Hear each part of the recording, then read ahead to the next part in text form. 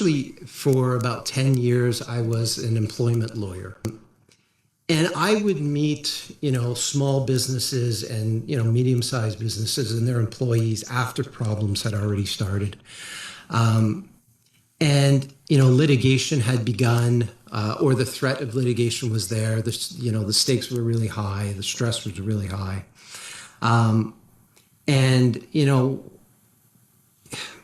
Going through the process of the court system and all of those things, it takes a long time. It's very costly. And one of the things that I realized was nobody's winning here.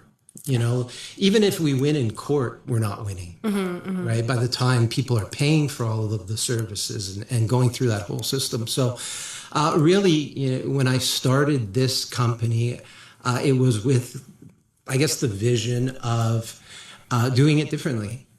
Trying to be proactive when it comes to both employers and employees. And so that's kind of where we sit. We sit in this cross section between HR and legal services, and we do it all. Yeah. But we do it for small and medium-sized businesses that don't have access to like HR, departments and can't just run to a lawyer and pay $500 an hour. So we thought, there's got to be a better way to do this. Wow. Yeah, I mean, part of what we're doing right now and the big push with, all the social media and stuff is really to educate people that first, we're out there, and second, there's a need. Yeah. Right? You don't need to wait until problems start before you start addressing things. Exactly.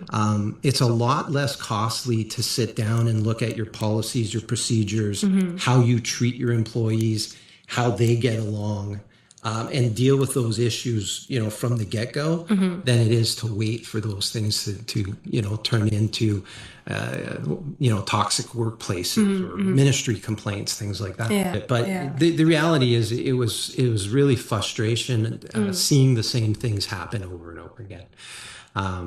Employees who are stressed out and employees who are resigning from their employment when they don't have.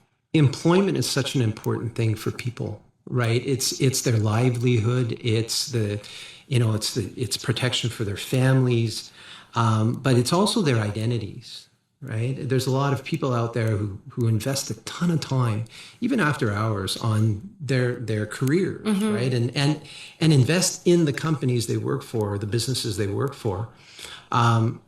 And when that doesn't feel like it is acknowledged, there's the hurt feelings start. When the hurt feelings start, it just kind of snowballs, and all of a sudden, it feels like a toxic. There's a lot of times where it feels like a toxic workplace, but it's not.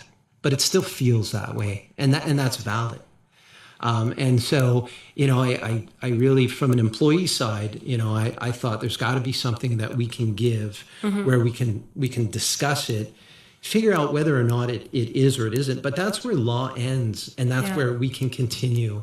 Just because it's not legally something doesn't mean it's not valid. Yeah, and it shouldn't be addressed, or at least there's an attempt to change it. Yeah, and with the employers, it really kind of comes down to what I was talking about before with, getting calls. A really good employer who has a bad day and out of frustration does something, or somebody who calls me up and says, I had no idea we had to have these things, right? Or a workplace accident that could have been avoided, right? If there was proper procedures in place. So that's really the why behind it is that I just kept seeing these same things over and over. Yeah.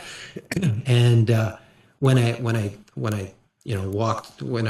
left litigation, it really was an opportunity to look ahead instead of, so being able to have somebody to advocate. In your case, you had somebody who validated and who, made you feel like it's okay and I can continue on. But a lot of people don't have